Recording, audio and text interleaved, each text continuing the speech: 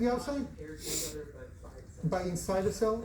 Okay, so I was just asking about the inside. In general, the answer would be yes. Okay, so along the side, it will be basically negative 70 all along. You might have some fluctuations, but small fluctuations. Right, so there's no extra negative charge along the membrane of the cell. It's evenly distributed. Exactly, so it will be negative 70 all along the membrane, or the axolema, as we call it in the case of the axon. Excellent question. Yes, Emma? It's negative inside, it's not negative, it's negative compared to the ECF because of that, yes. It's because of the resting membrane potential that we discussed in the beginning. It's the combination of, remember, the sodium, the potassium, and the permeability. So now we change this, okay? We call this local, we also call it graded potentials. Why? Because we can grade them, as we will shortly see. It's not all or none. They can be stronger, weaker, etc. So what we just created is a change of potential. The local potential that we created is 5 millivolts. In this case, depolarization of 5 millivolts. And it's a short-range change in the membrane potential upon a stimulus. Any questions about this part? Just the definition. We'll see what's happening next, but just for this part.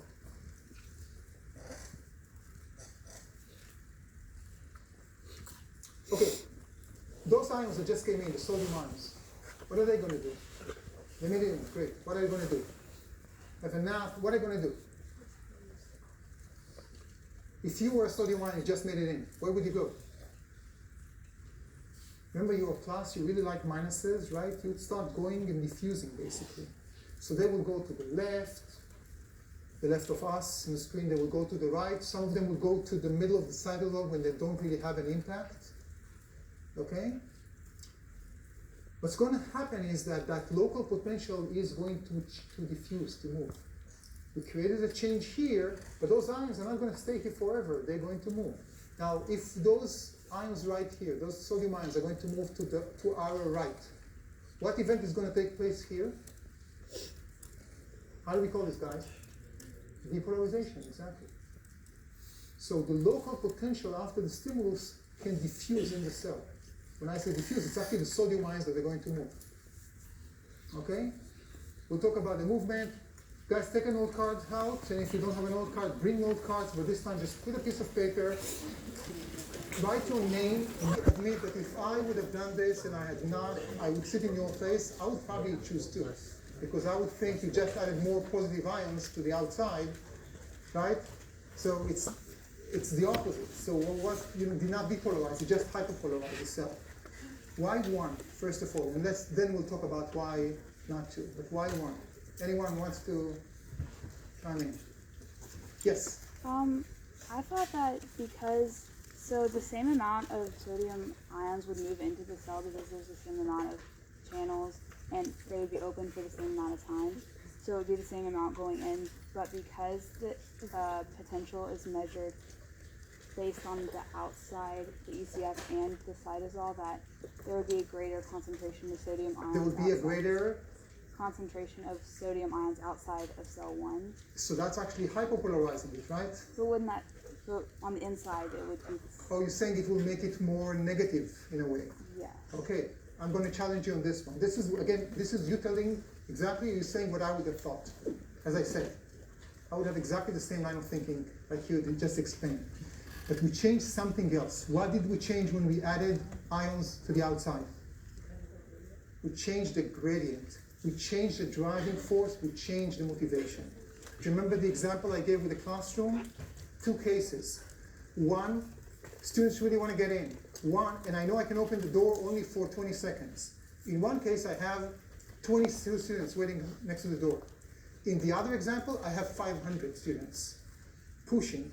That's the difference. We change the motivation. The gradient is the driving force, and because it's a given time, more ions will move in during that time if the gradient is higher.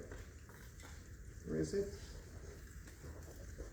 Okay, it will be greater in number 1. The gradient is greater, and therefore more ions would flow in at a given time. And I want to say a word about, I don't remember who asked me question about this, and I said I will address it a bit later. This is the time I wanted to address this. One thing I hope, I'll use an analogy for that. Hopefully it will help some, and if not, don't worry about it too much. But one of the issues is that did we depolarize the cell or hyperpolarize it? Depolarize, right? We just allowed more ions to come in, right? But then one will argue, wait a second, you just added more, to begin with, you just added more pluses to the outside. This is more negative, this is hyper. It's not. Why it's not? And that's the analogy. Think about, we just had our summer break, right? How many of you went to the beach at some point? Okay, many of you, great. Now imagine you're sitting there, lying there, and then it's great, and at some point there's a bit of wind, and not one, 2 grains of sand make it into your eye, right? Now this is more than annoying, this is painful, right? Did this have a great impact on your eyes? Yes, 2 grains of sand coming in your eye. Yes, now what about the sand in the whole beach? Is there a difference? Nothing, okay? The sand is the sodium concentration outside.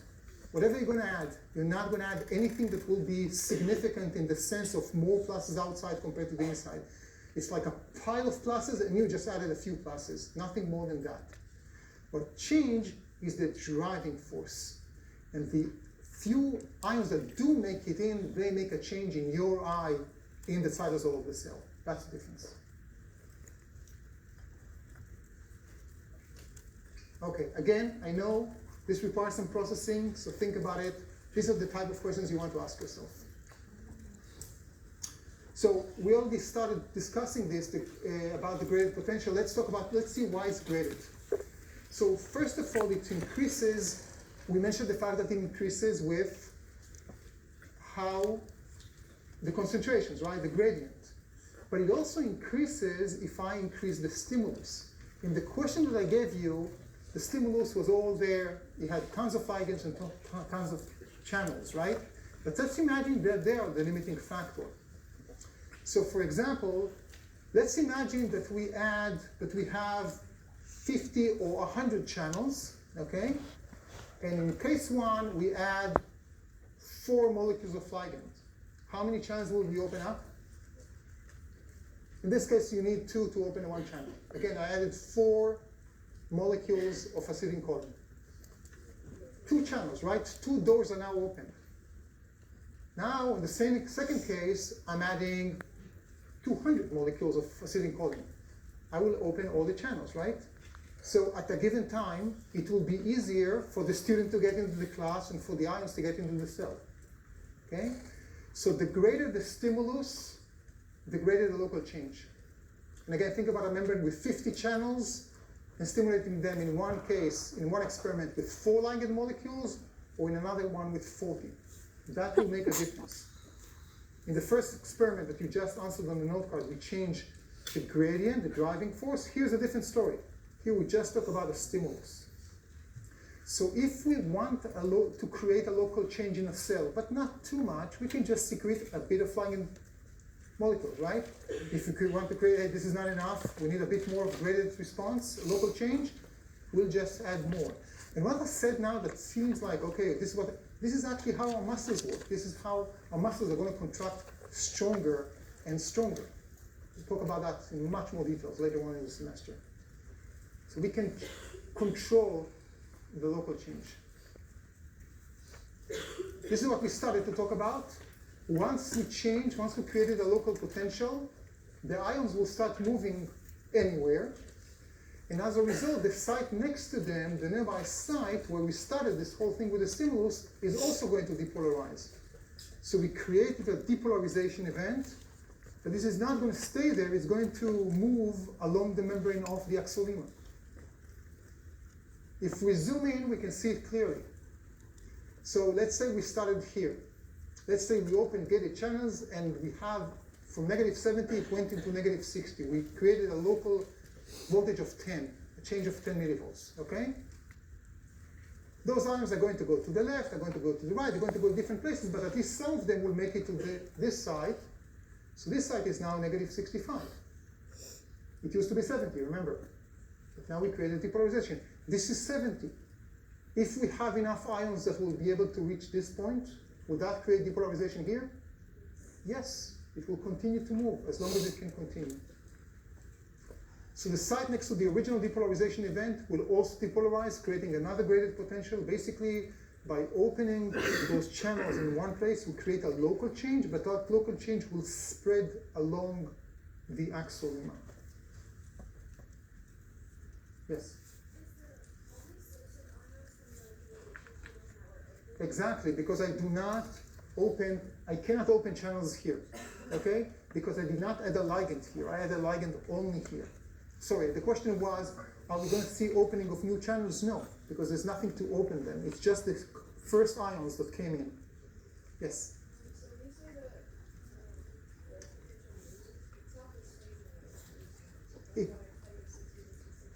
Yeah, it's the potential is moving, but it's not going necessarily to be the same or as strong.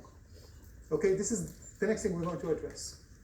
So one way to look at this is this way. This is membrane potential on the y-axis in millivolts, and here this is in distance. Okay, so this is the site in the middle of the axolema when we created a depolarization. The resting membrane potential, I don't know if you can see that white line here, that's negative 70 millivolts. Okay, so along the membrane we'll have negative 70, negative 70. In this case, we open. So it's negative 60 or 55 or whatever. But as we go further from it, we also see depolarization. Depolarization is not as strong as the original site, and at some point, though, it will go back. If we look further away from the original site of stimulus, we will go back to negative 70, and we measure membrane potential, we'll see 70. So it's a short-range change, but eventually it will die out. What I want you to do now is take a minute, talk with each other, and at the end, let's discuss what makes it die out. Why would it just go all the way, if we give it enough time, to both sides of the axolema? Why does it go and become from 60 to 65 and to eventually to 70? Why not just 60 all the way? Let's talk with each other.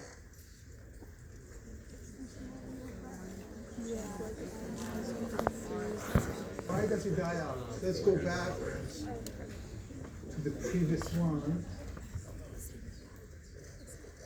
To the high magnification, to the zoomed in diagram. Why does it die out? Why does it just continue and having, why don't we get negative 60 all the time? Yeah.